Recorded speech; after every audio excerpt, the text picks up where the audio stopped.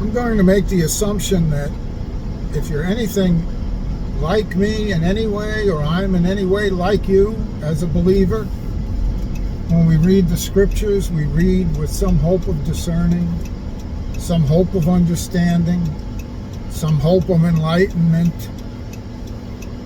And, the scriptures in some places are very straightforward. I don't mean that they're difficult for any other reason than perhaps our own density, but some things are very straightforward in instruction and command and in advice, recommendation. New Testament is full of Paul's instructions about how things ought to be, how things ought not to be. There are to be no divisions among us, should be clear. There's to be no forbidding the speaking in tongues and things like that, things that would seem pretty, what would I say, plain on the face of it, not much room there for what seems necessity of understanding. But there's always a necessity of understanding, and God help us, we have to avoid the presumption that just because something seems plain to us doesn't mean we grasp it at all. There may be an understanding to it that we've yet to apprehend. But there are places where we touch things that are not necessarily instructions, not necessarily prohibitions, not necessarily encouragements, not necessarily discouragements from. In other words, things to be avoided. And in some of those, there's a sublimity to them, a sublimeness that captures us. And I don't know that I can explain it. I wouldn't expect you to be able to either. But for whatever reason, something catches you there, and it goes in.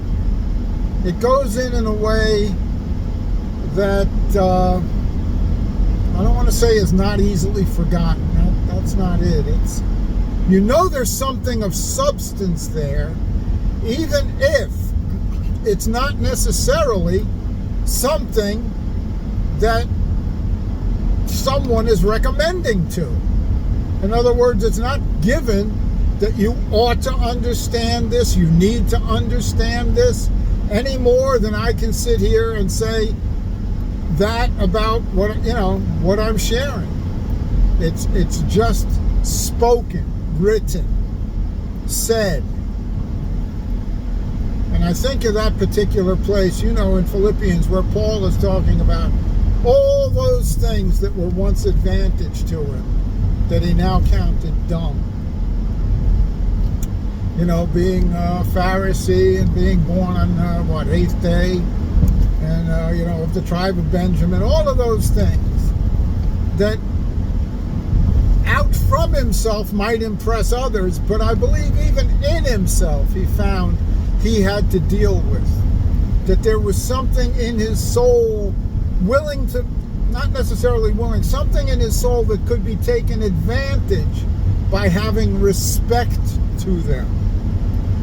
And so he was rather forthright, stark, clear as to how he counted them.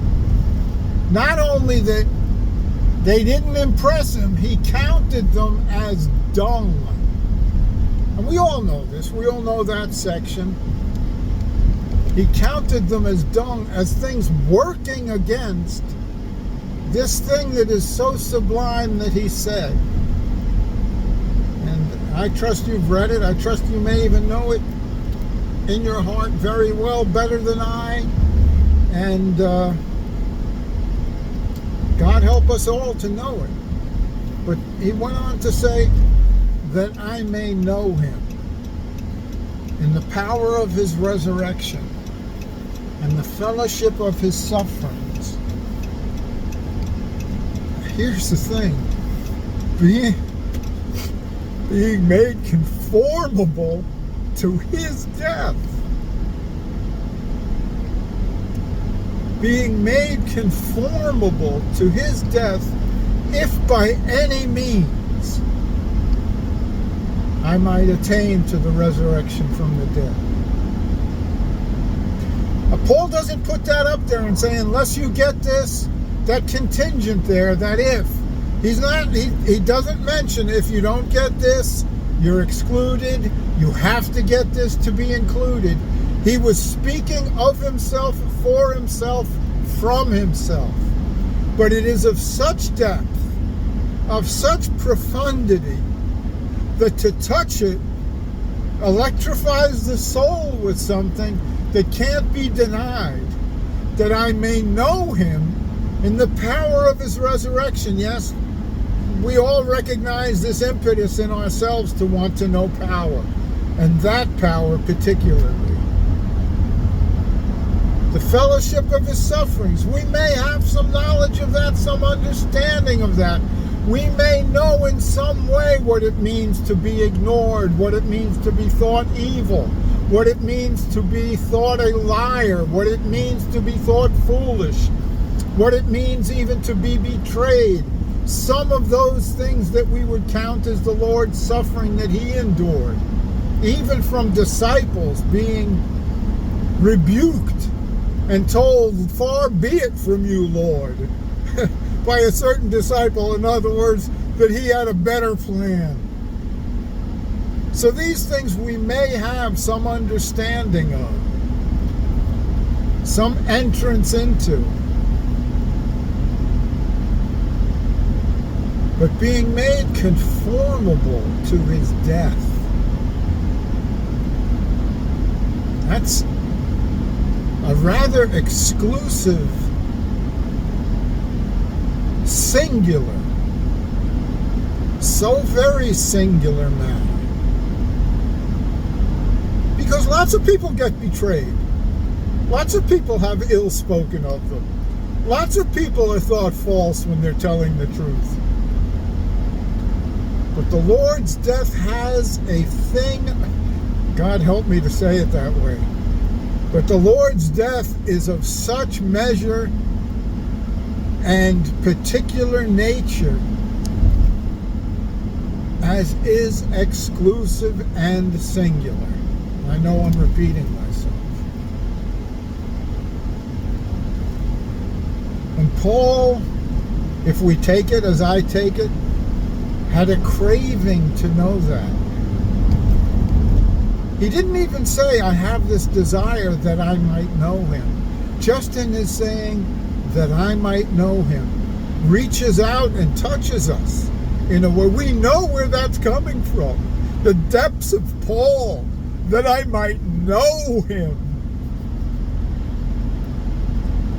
And who among us today, in this age, would dare, if we would dare, to think of Paul as someone extremely deficient in the knowing of Jesus Christ?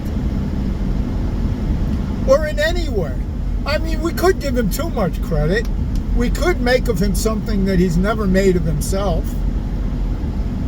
We could accord him a primacy among men, a primacy among disciples. He never claimed that. He claimed to be the least. We could say he was the epitome of apostles. He never claimed that for himself. He claimed he was not worthy of being called an apostle. But it would be very hard, even in this day, with whatever we think we have by standing on his shoulders, for any of us to think, Paul's knowledge of the Lord obviously had some deficiencies. But no, he is confessing to that he might know him, that there is something in that beyond that is beckoning him. And by his expression of it, infects us, catches us, captures us. Not as by commandment. You have to follow me in this way. You have to understand what I'm saying. You have to agree with me. But simply, that heart's naked cry has such power in it to convert, because it's of the Spirit, a soul that is touched to seek an understanding of that, to share in those sufferings, to know the power of that resurrection, and to be made conformable to his death, which is certainly too high for me. But bless his name for doing the impossible, even on behalf for one such as I.